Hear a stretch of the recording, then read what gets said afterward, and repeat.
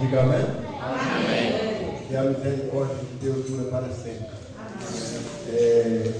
Nesta manhã de sábado nós ficamos felizes porque alcançamos estar com vida e vendo as bênçãos de Deus cair sobre a terra, né?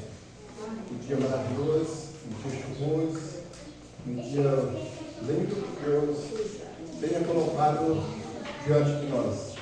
O momento é só de agradecer a Deus, porque só Ele merece ser agradecido. Antes que nós começamos o nosso sermão nesta manhã, vamos orar mais uma vez. Santo Deus, grandioso e bondoso Pai que está no céu.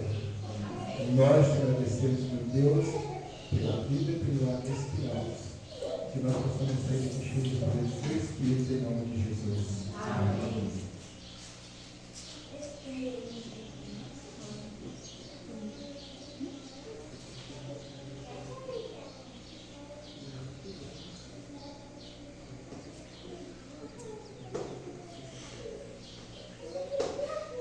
O título do nosso sermão nesta manhã diz assim: o amor é um dom supremo. Como é esse dom supremo para você? O que você acha desse dom? Esse amor que tem um dom supremo. Amados, aqui no título do nosso sermão já dá para perceber que nós, para chegar a ter o reino de Deus, nós precisamos de quê? Amor. O amor é um dom supremo. O amor é um dom quase escondido. Mas você sabe quem revela ele? Si próprio. Não é você dizer que você é bonzinho. Não é você dizer que tudo que você tem você vai distribuir.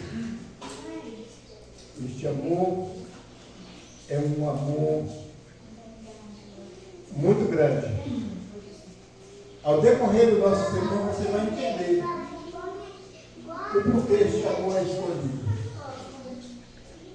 Porque aqui, no livro de Coríntios, 1 Coríntios, no capítulo 13, e o versículo 1 em diante, aqui diz assim: ainda que eu fale a língua dos homens e dos anjos, se não tiver amor, serei como um bronze que soa ou como um símbolo que retine. Ainda que eu tenha um dom de profetizar e conheça todos os ministérios e toda a ciência,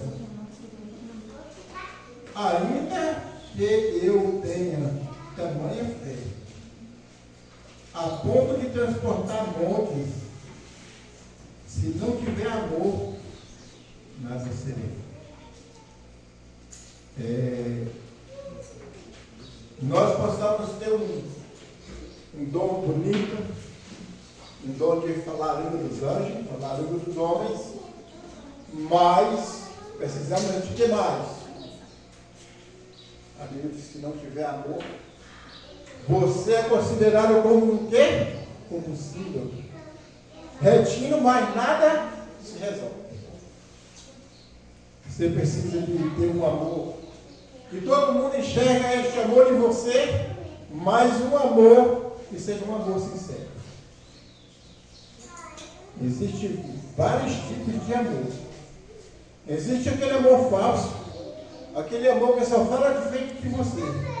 Aquele amor que a hora que você vira as costas, o amor se acabou.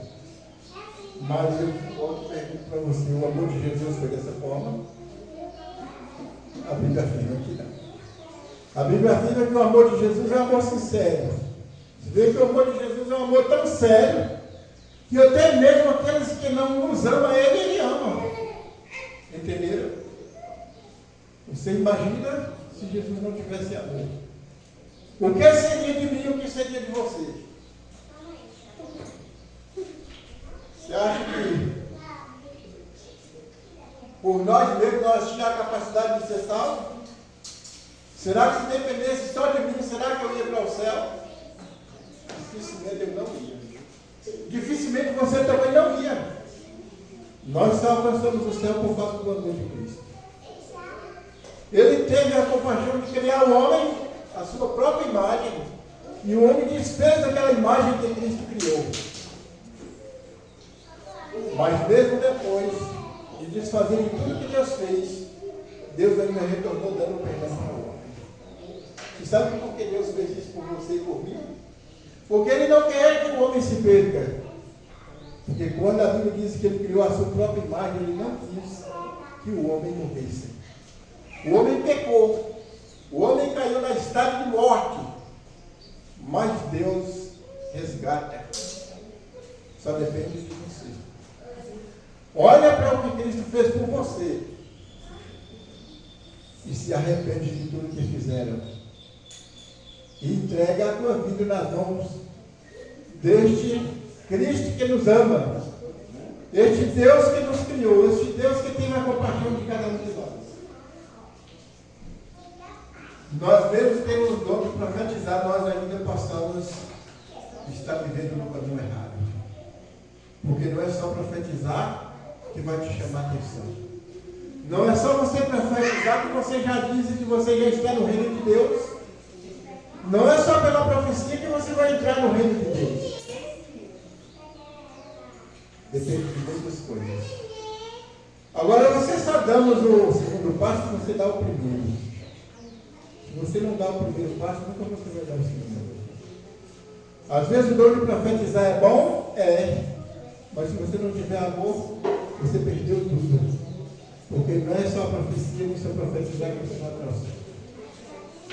Mais aqui, mais adiante, no mesmo capítulo, o versículo 3, ainda diz assim, ó: ainda que eu distribua todos os meus bens entre os pobres, e ainda que entrego o meu próprio corpo para ser queimado, se não tiver amor, isso me aproveitará.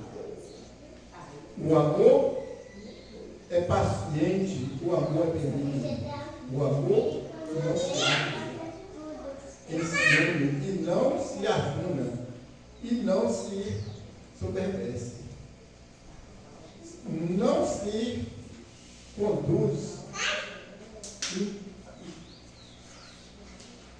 incorruptivelmente, não procura os seus interesses e não se exaspera e não represente do mal e não se alegra com a língua, mas regozija-se com a verdade. Nós pensamos muita coisa quando nós vivemos na verdade. Não adianta nós pegar tudo que tem, todos os meus bens, se distribuir aos pobres, dizendo que tem amor, mesmo que eu pegue o meu próprio corpo e deixe queimar, mas a Bíblia diz que se eu não tiver amor, o sacrifício foi em vão. Não adianta fazer isso. Não adianta você fazer nada para se exaltar. Mas quando você se humilha e você quer ser o mais pequenininho, é que você vai ser vitorioso. É que você tem parte no reino de Deus. Você ser grande diante dos homens, isso é loucura. Isso é mente de homem. Você se exaltar de frente dos homens, você se torna nada. Agora, quando você se humilha aos pés de Jesus, se você faça tudo pela a mansidão, pelo amor e pela misericórdia, você se torna grande. Porque foi assim que Cristo mostrou. Cristo não mostrou diante da multidão de pessoas que estavam em volta dele para ele ser sacrificado. Ele não se demonstrou nenhuma vez que ele era orgulhoso e nem poderoso. Ele mostrou o quê? Ele mostrou mansidão. E quando ele viu aquela grande multidão que estava ali para se pregar na cruz, ele mostrou amor. Porque ele disse: Pai, perdoa-nos, porque não estavam culpados. Entenderam? E às vezes nós não compreendemos essa história.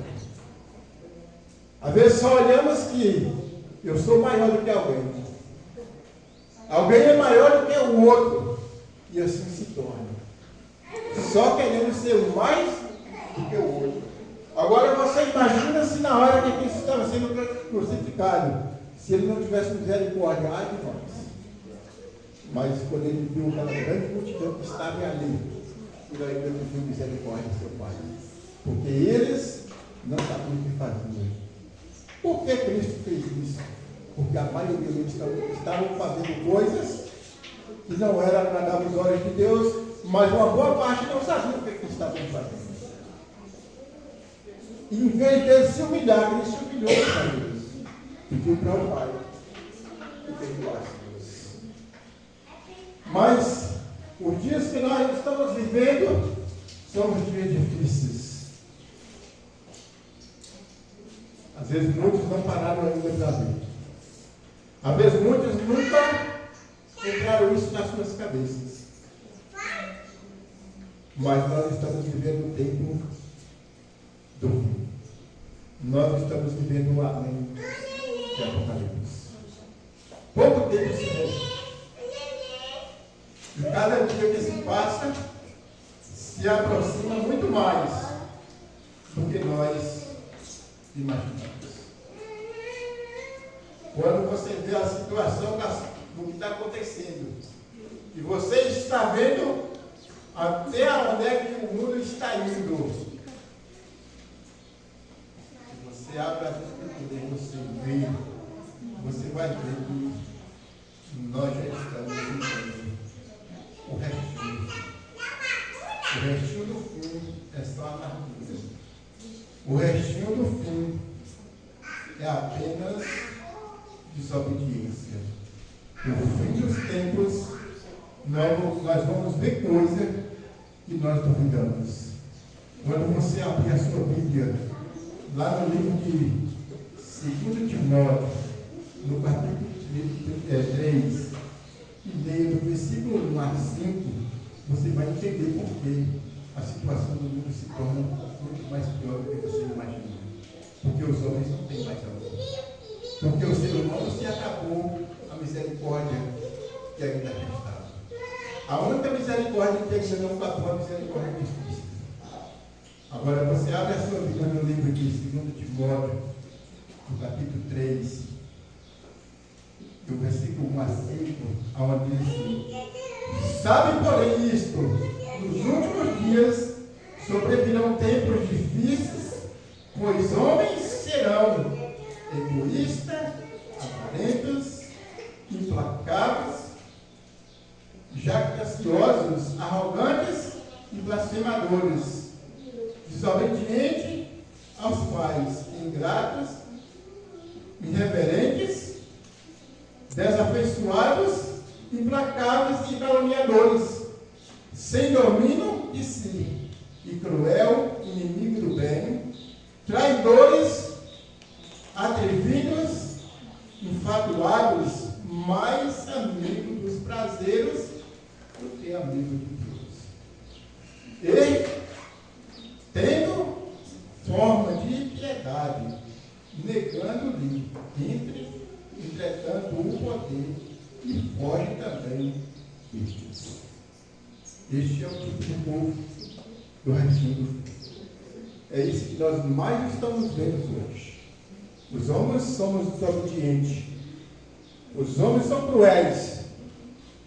Os homens são implacáveis. Os homens são arrogantes. Porque quando olha para os seus poderes, quer pisar nos menores. Homens que só pensam em si mesmo, não pensamos no próximo. Homens arrogantes porque só quer para você, só deseja para você. Seu irmão, seu vizinho que se lasque. Se morra, que morra para lá. Não conte comigo. Este é o tipo dos homens do restinho do fim que nós estamos vivendo. Mas este restinho do fim que ainda nós estamos vivendo, você vai ver coisas que você duvida que está acontecendo. Vocês sabem por quê? A Bíblia diz que Quando isso tudo tiver acontecido, é o começo das dores. Imagine. Já tem coisas doídas por aí, mas ainda não é o fim. Este é o começo das dores. A Bíblia diz que o tempo do fim é considerado como uma mulher quando está gestante. E cada vez que se passa, as dores continuam muito mais. Até que chega a hora do parto. E assim também será o tempo do fim. Já está doendo muito. Está vendo coisas dolorosas. Mas existem coisas pela frente que você vai desligar. Tem pessoas que vai desejar a morte e a Bíblia diz que ele não vai encontrar. Pessoas que vai rasgar você mesmo com raiva do seu irmão porque não está passando por que ele está passando. Isso não é palavra minha, isso é palavra bíblica. Se você examinar o que está ali dentro, você vai aprender. Você vai encontrar. Pessoas que quando olhar nos seus olhos, vê você com uma face tão limpa, um corpo tão purificado, ele vai sentir ódio, ele vai sentir rancor de você. Sabe por quê? Porque ele não andou no caminho do Senhor. Porque ele passou muito pelo caminho, mas não. Porque ele andou muito pela estrada, aonde Deus permitiu, mas abandonou. Mas se você será firme até o fim, a Bíblia diz que aquele que perseverar até o fim será salvo. Nós vamos passar por muitas aflições, mas nós vamos ser vitoriosos. Se andar nos caminhos do Senhor, precisamos de ter muito cuidado, porque nos últimos dias, muito mais irado vai ficar o inimigo. Sabem por quê? Porque ele quer que você se perca. Porque ele não quer que ninguém se salve. Você imagine que o inimigo, ele conhece tudo mais do que nós, mas nega. Se você perguntar para ele se ele acredita que Cristo existe, ele vai falar para você que acredita. Sabem por quê? Porque ele viveu lá. O início dele foi no céu. Mas você sabe qual é o ponto fraco do inimigo? Porque não obedece. Porque se ele obedecesse, ele não estava aqui. Ele estava lá. Ele era o primeiro do coral. Ele era o que mais cantava, o mais bonito. Mas perdeu a sua posição. Sabe por quê? Por causa do 2 Timóteo, capítulo 3, do versículo 1 a 5, está contando tudo isso. Arrogantes, avarentos, querendo ser mais do que os outros. Quando ele viu o poder que Jesus tinha, ele disse: eu vou fazer um céu acima desse, porque eu quero ser maior do que ele. E o que aconteceu? Quando Cristo viu que ele ia passar os limites, Cristo jogou ele por terra. Você vai ficar lá embaixo. Seu poder é lá. Por isso que o mundo está na situação que está hoje. Porque o inimigo, ele está aqui. Ele não está lá. O inimigo, ele está presente. Ele está no meio de nós. Agora você que deve ter cuidado. Cuidado até do que fala. Porque o inimigo, ele não tem direito de sondar a minha mente e a sua mente. Mas se você falar, ele vai captar. Ele sabe o seu ponto fraco. Mas se você aguarda para você só, ele não vai sondar o seu pensamento. Deus não deu essa oportunidade para ele. Agora, tudo aquilo que você fala, é claro que ele capta. E quando ele conhece o seu ponto fraco, ele vai trabalhar em cima do ponto fraco. Se o seu ponto fraco é dinheiro, ele vai colocar dinheiro na tua mão. Se o seu ponto fraco é bebida, ele vai colocar bebida na sua frente. Se o seu ponto fraco é mulher, ele vai colocar mulher na sua frente. Ele não vai colocar outra coisa que não seja o seu ponto fraco. Por isso que temos que ter cuidado. O inimigo, ele quer te destruir de qualquer preço. E por isso que cada dia nós devemos buscar as maravilhas que Deus tem por nós. A única coisa que ainda se resta nesse mundo que presta é a palavra de Deus. É a misericórdia de Deus. É a graça de Deus. Que por ela nós vamos ser salvos.